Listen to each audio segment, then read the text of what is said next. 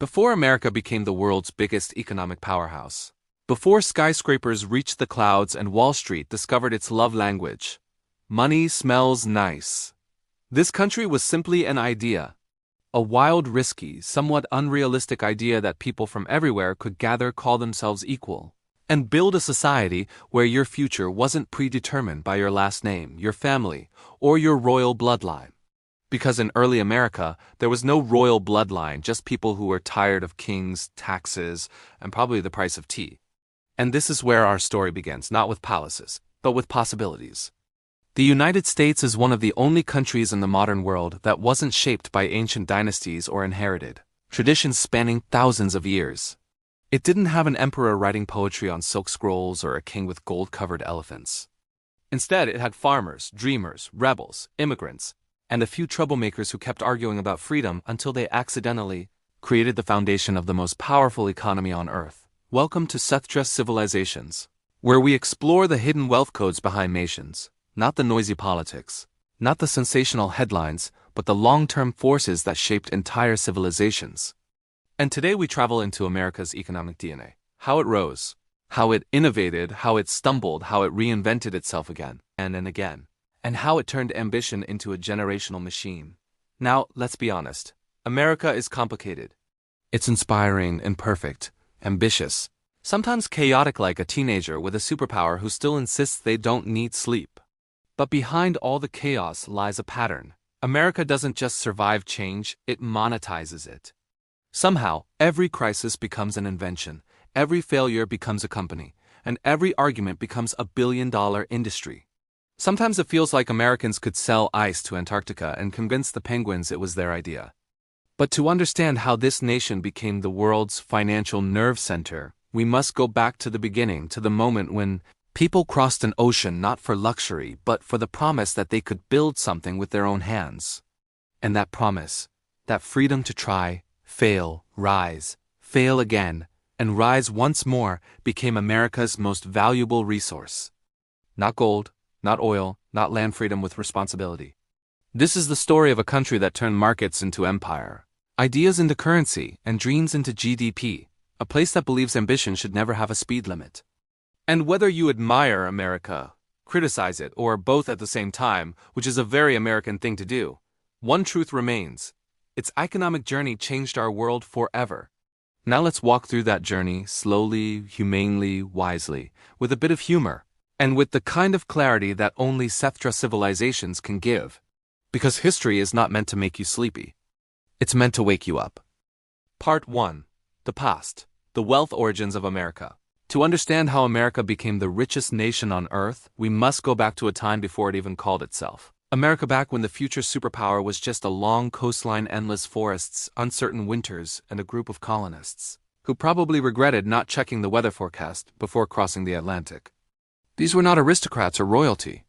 They were farmers, craftsmen, wanderers, and stubborn souls who refused to accept the social hierarchy of Europe. They arrived in the New World with almost nothing except the determination to build a life that wasn't controlled by kings, landlords, or the complicated British tax system. And from this determination grew a new kind of economic spirit. In Europe, wealth was inherited, land was owned by nobles, and your social class was something you were born into, like a permanent subscription you couldn't cancel. But in the New World, land was plentiful. Resources were abundant, and opportunity didn't come from lineage but from labor and risk. A man with an axe, determination, and a very strong back could build a home, clear a field, and eventually own more land than many European nobles ever would. America didn't discover capitalism. It simply gave ordinary people a chance to use it. Of course, the story wasn't entirely heroic. Cotton, tobacco, and sugar became early engines of American wealth. But these industries were powered by human suffering enslaved Africans whose labor produced unimaginable profit for plantation owners. The economic foundations of America were built on brilliance and brutality, ambition and injustice, a duality that still shapes the country today. History must be honored honestly, because wealth built on pain always leaves a shadow behind it. But something else was happening simultaneously, something transformative. When the colonies broke free from Britain, the Founding Fathers didn't just write a political declaration. They wrote an economic blueprint. They created a system that protected contracts, encouraged entrepreneurship, respected private property, and whether intentionally or not rewarded innovation. There was no king, no noble class, no single family claiming divine wealth. Instead, America became a marketplace of ideas, a country where millions believed that if they worked hard, they could rise. That belief alone became economic rocket fuel. Then came the Industrial Revolution, and America grabbed it with both hands. While Europe built factories with centuries of caution, America built them with unfiltered enthusiasm. The country embraced machines, railroads, telegraphs, steel, and mass production like a kid discovering the power button on a new toy. Entrepreneurs such as Vanderbilt, Carnegie, Rockefeller, and Morgan became titans not because they inherited royal title, but because they mastered industry. They built railroads that connected oceans, steel that built skyscrapers, oil that fueled machines, and financial frameworks that turned ambition into empires. By the late 1800s, America wasn't a newcomer anymore. It was a rising industrial beast, producing more steel than Britain, more oil than Russia, and more invention than anyone expected from a nation younger than some European cathedrals. Immigration surged as millions from Italy, Germany, Ireland, and Eastern Europe arrived with empty pockets but full hearts. Some crossed continents, some crossed oceans, and all crossed their fingers hoping for a chance. And that chance, whether it came through factories, farms, or small businesses, helped build the backbone of American wealth. Then the 20th century arrived with a plot twist that changed everything: World War II. While Europe, Asia, and much of the world were devastated, America's factories boomed. The nation transformed into the world's supplier of weapons, food, vehicles, and machinery. When the war ended, America emerged industrially untouched and economically strengthened. Europe needed rebuilding. Asia needed rebuilding. The world needed rebuilding. America stepped in. The US dollar became the center of global trade. American companies became global leaders. Universities became research powerhouses. Wall Street became the world's financial command center. Hollywood exported culture faster than ships could export goods. And American suburbs, with their neat lawns and optimistic advertisements, became symbols of a rising consumer culture. But underneath all this was a psychological truth. America believed it was destined to grow. This belief, sometimes bold, sometimes arrogant, often inspiring, became the country's economic engine. When Europe looked backward to protect tradition, America looked forward to invent the future. When industries collapsed, America didn't mourn. It pivoted. When technology disrupted jobs, Americans learned new skills. Even when the country stumbled through depression, recession, inequality, or crisis, it always rebuilt with the same stubborn energy that shaped the colonies. And then came Silicon Valley. It didn't appear from centuries of tradition or royal funding. It grew from garages, universities, government research, and people who were willing to fail publicly if there was even a 1% chance of success. Suddenly, wealth wasn't coming from land or factories. It was coming from ideas. From circuits, software, code, and creativity. From people who wore jeans instead of suits. From entrepreneurs who didn't wait for permission. From teams who believed that technology could rewrite the human experience. This transformation from farmland to factories, from factories to innovation, made America not just a nation, but an economic superorganism. A living system built on diversity, risk-taking, reinvention, and a relentless desire to experiment. It is a country that sometimes argues with itself loudly, but somehow manages to convert those arguments into progress. America's past is messy, complex, inspiring, and contradictory. But it holds a secret most nations envy: the ability to reinvent itself faster than others can adapt. And this reinvention is exactly what leads us into the present. Part 2: The Present. The modern American wealth machine. To understand America today, you must imagine a nation that somehow functions like a massive experiment, a marketplace, a global brand, a chaotic debate stage, a university, and a casino all at the same time. It is noisy, innovative, ambitious, inconsistent, brilliant, stressed, generous, competitive, and endlessly self-reinventing. If countries were people, America would be that friend who drinks coffee at midnight, runs 3 businesses, starts a podcast, buys crypto at the worst possible time, and still somehow lands on their feet with a smile and a new idea the next morning. America's economy today is not powered by tradition, it is powered by motion. Everything moves. Money moves. Ideas move. People move. Culture moves. Even opinions move so fast that yesterday's debate becomes old news before breakfast. But underneath all this motion is a machine, a very sophisticated, very adaptive machine that has mastered the art of turning ambition into economic output. If the past was powered by land, factories, and railroads, the present is powered by innovation, information, and imagination. And at the center of it all stands a place you've heard 1,000 times: Silicon Valley. What started as a cluster of research labs and quirky engineers has grown into the world's most influential idea factory. Here, a college dropout can create a trillion-dollar company, and a small team with laptops can build a product used by billions. Silicon Valley is not just an industry.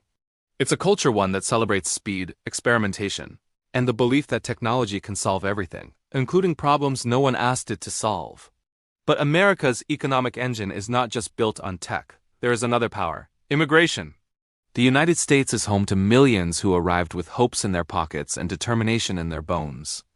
More than half of America's billion-dollar startups were founded by immigrants or their children. Some came for education, some for opportunity, some to escape conflict, some simply because they believed that this country might give them a chance. And America, despite its complications, often does. Talent flows in, innovation flows out, and the cycle continues. Then there is Wall Street, a place where money doesn't sleep, mostly because traders don't either.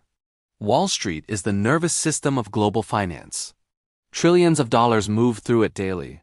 When it sneezes, the world catches a cold. When it laughs, markets rise. Love it or hate it, Wall Street remains one of America's greatest strengths.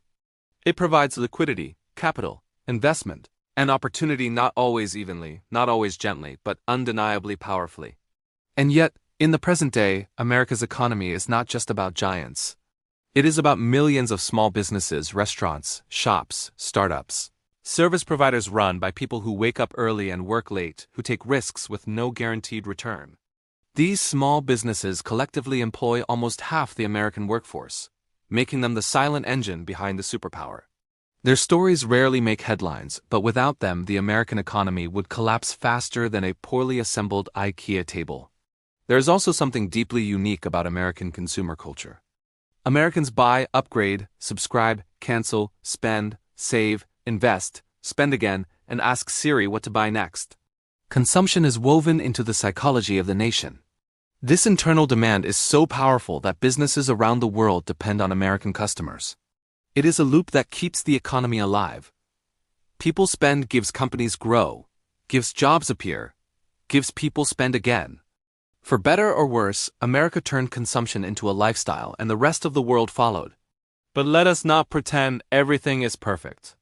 America faces real challenges: rising inequality, healthcare costs that make people pray before opening their medical bills, political polarization that feels like a family argument broadcasted on national television, and a cost of living that sometimes makes even millionaires say, "Wait, why is rent this high?" These cracks do not break the country, but they do shape its future. Yet, in the middle of these challenges lies a secret advantage: adaptability. When other nations fear disruption, America embraces it. When industries die, new ones are born. When technologies replace old jobs, new opportunities appear somewhere else, often in garages, co-working spaces, or basements where someone is quietly coding the next revolution. Americans complain loudly, argue intensely, and reinvent everything constantly. But somehow, this chaotic energy becomes economic momentum. And beyond all this, there is still a deep belief among Americans, whether they admit it or not, that tomorrow can be better than today. This belief fuels risk-taking, entrepreneurship, education, research, and innovation. It makes people quit stable jobs to chase ideas. It makes investors bet on startups with no profits but unlimited potential. It makes scientists push boundaries, artists create movements, and engineers build technologies that reshape the world. America's present economy is not perfect, but it is powerful. It has weaknesses, but it also has resilience. It is messy, but it is creative. It is divided, but it continues to function, because the system is designed to regenerate itself through competition, diversity, and reinvention. And this brings us to the next chapter, the most uncertain, yet most exciting part of the story. Part 3. The future. The next 50 years of American power, Predicting the future of a country like the United States is like trying to guess what a teenager with unlimited caffeine and Wi-Fi will do next. You know it will be dramatic, you know it will be fast, and you know it will surprise absolutely everyone, including America itself. And yet, when you study the patterns, the incentives, and the psychology of the nation, a picture begins to form, not a perfect prediction, but a strong forecast of where the world's most unpredictable superpower is heading. One thing is certain. The next 50 years of American power will not look like the last 50. The old engines oil, manufacturing, traditional finance are evolving. New engines AI, robotics, clean energy, quantum computing, biotechnology are rising so fast that even experts feel like technology is sprinting while humanity is jogging. And America, with its chaotic genius, is already positioning itself at the center of these future industries. Let us begin with artificial intelligence, the crown jewel of the next global race. America is home to the world's most influential AI companies, OpenAI, Google, DeepMind, now partly US-led Meta, NVIDIA, Tesla, and hundreds of startups working in basements, co-working spaces, and garages that will one day appear in documentaries with dramatic music. AI will reshape everything: business, medicine, education, war, transportation, creativity, and everyday life. And the US, with its culture of risk-taking and rapid innovation, is currently leading the frontier. Yes, other countries are catching up, but America still owns the software ecosystem, the hardware ecosystem, and, let's be honest, the marketing ecosystem. If technology had a talent show, the US would be the judge, producer, and main contestant. Then comes clean energy. For more than a century, oil powered America's rise. But now the country is pivoting toward a world defined by electrification. Tesla made electric cars cool. Solar energy is cheaper than ever. Wind farms are growing. Battery technology is improving. And a new generation of entrepreneurs sees climate tech as the next gold rush. America tends to turn problems into businesses, so the climate crisis, ironically, might become one of the country's newest innovation engines. If the future runs on electricity, batteries, and carbon-neutral solutions, America plans to be the one selling the chargers. Next is digital money. The US dollar has been the world's reserve currency for decades, the financial sun around which all other currencies orbit. But now, digital finance, cryptocurrencies, blockchain, fintech is challenging the old system. While some countries fear crypto like a ghost, America is trying to negotiate with it like a curious neighbor, cautious, confused, but intrigued. The government debates regulations, Wall Street studies tokenization, tech founders build new systems, and the population experiments. In the next 50 years, the US may either create the world's most powerful digital dollar or adopt a hybrid model that blends government stability with technological flexibility. Either way, America will not let global finance evolve without claiming a major seat at the table. Another force shaping America's future is demographics. Many nations from Japan to Italy are aging rapidly. Populations are shrinking. Workforces are declining. But in America, immigration remains a powerful lifeline. Young workers arrive. Talent flows in. Universities attract minds from everywhere. Innovation remains fueled by diversity. This constant renewal, this infusion of new cultures, ideas and energies gives America something rare: the ability to refresh itself. An aging world favors nations that stay young, not biologically young, but energetically young. And America, for all its flaws, remains a magnet for ambition. And then we arrive at the most unpredictable force of all, geopolitics. The rise of China, the ambitions of emerging economies, the shifting alliances of Asia and Europe, these dynamics will shape America's path in surprising ways. Competition with China may accelerate American innovation, push new industries forward, and force the country to sharpen its focus. Or it may create tension that reshapes global supply chains. But one thing is clear: competition, when handled wisely, makes countries better. And America has always performed best when it feels challenged. Yet, the future is not just about strength, it is also about obstacles. The US faces real issues: economic inequality, political division, rising debt, healthcare challenges, social tensions, and the increasing difficulty of reaching consensus in a nation where everyone has a microphone and a strong opinion. The question is not whether these problems exist, they do. The question is whether America can continue doing what it has always done: transform its crises into catalysts. If history is a guide, the answer is yes. The U.S. has survived civil war, economic depressions, cultural upheavals, waves of migration, technological revolutions, global conflicts, and countless internal arguments. It always comes out bruised but standing, complaining, debating, adjusting, reinventing, and continuing forward. America does not collapse quietly. It reforms loudly. So what will America look like in 50 years? Probably a place where robots deliver groceries, cars drive themselves, AI helps write school essays, quantum computers solve impossible problems, and people still argue about the price of avocado toast. A nation that blends innovation with chaos, freedom with debate, opportunity with challenge. A country that may not always be right but rarely stops trying. And more importantly, America's future will influence the entire world. What Americans create, the world adopts. What Americans consume, the world supplies. What Americans debate, the world watches. What Americans innovate, the world eventually embraces. The United States may not dominate the future in the same unilateral way it once dominated the past, but it will remain one of the most important engines of global progress. Because the true source of America's power has never been perfection. It has always been reinvention. And that is what brings us to the final chapter of our exploration. And now we arrive at the end of this journey, a journey through the ambition, contradictions, triumphs, struggles, genius, and chaos that built the wealth engine called the United States. If there is one thing America teaches the world, it is that a nation's strength does not come from perfection, nor from ancient bloodlines, nor from guaranteed stability. It comes from the ability to try, fail, argue, rebuild, and keep moving forward, even when everything feels uncertain. America is messy, loud, dramatic, creative, restless, and endlessly ambitious. But perhaps that is exactly why it became so wealthy. Because behind every great invention, every groundbreaking company, every cultural movement, there has always been an American native-born or immigrant who looked at a problem and said, well, why not? And sometimes that idea turned into nothing. But sometimes it became an industry. Sometimes it became a company that reshaped the world.